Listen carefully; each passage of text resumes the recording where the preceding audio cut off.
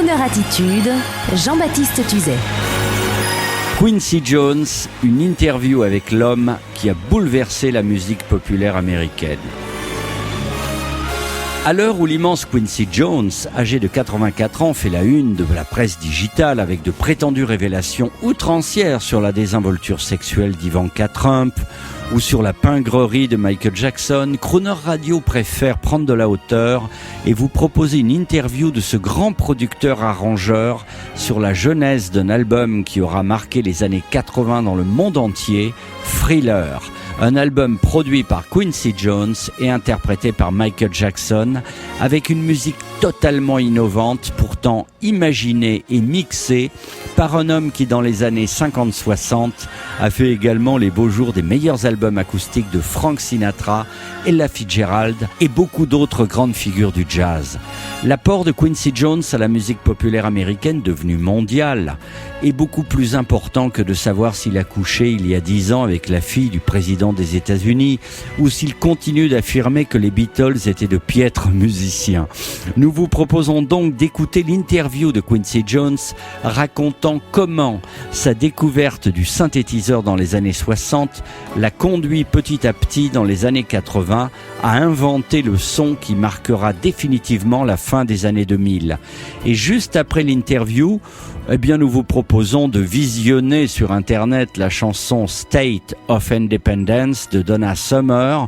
Sur le site de crooner.fr, elle y est, ou l'écouter sur votre smartphone pour apprécier si oui ou non la chanson Beat It est un plagiat de cette chanson par Michael Jackson. Mais écoutons plutôt parler Quincy Jones.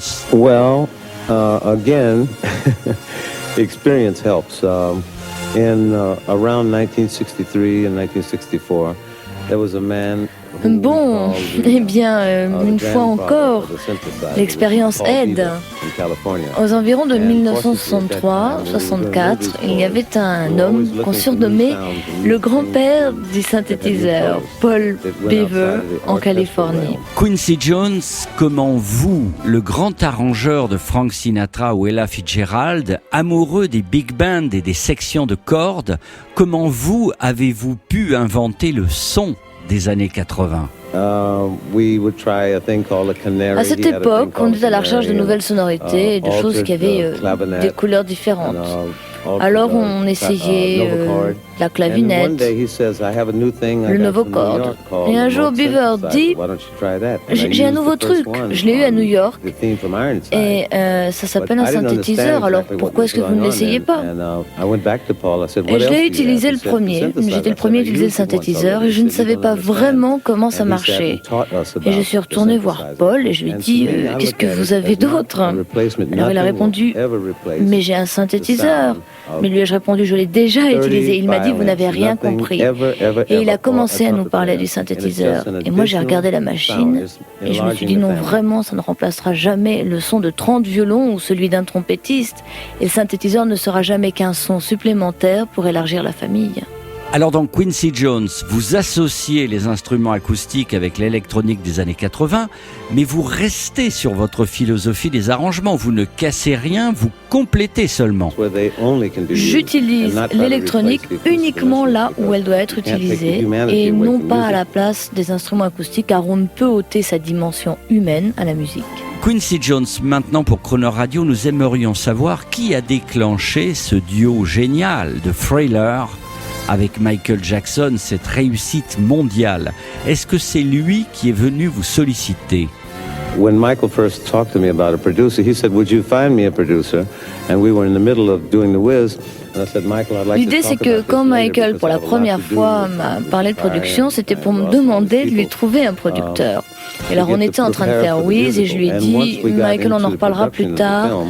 Car j'ai beaucoup de choses à faire avec ce film, avec Richard Bryan, Diana Ross et puis un tas d'autres gens comme ça. Et quand on a commencé à travailler sur la production du film, j'ai découvert une autre facette de Michael dont je n'avais jamais entendu parler. Au départ, je croyais que c'était uniquement un chanteur de bubblegums. Et donc j'ai découvert cette autre facette et cela m'a donné envie. Je voulais savoir si j'étais capable de faire ressortir cet aspect-là de lui, comme par exemple lui faire baisser sa voix, lui faire chanter des choses plus émouvantes, des choses qu'il n'avait n'avait jamais chanté auparavant, autre chose que ABCD, lui faire chanter des chansons d'amour, des chansons sur l'amitié, sur les amours contrariés. Donc c'est devenu un défi de savoir si ça pouvait fonctionner entre nous. Et il a fait beaucoup plus que ça, il a compris, il a parfaitement compris et on a formé un très très bon duo. Moi j'avais l'expérience musicale et lui celle d'un grand chanteur, d'un grand danseur, d'un grand interprète. Et la combinaison finale fut 2 + 2 = 6.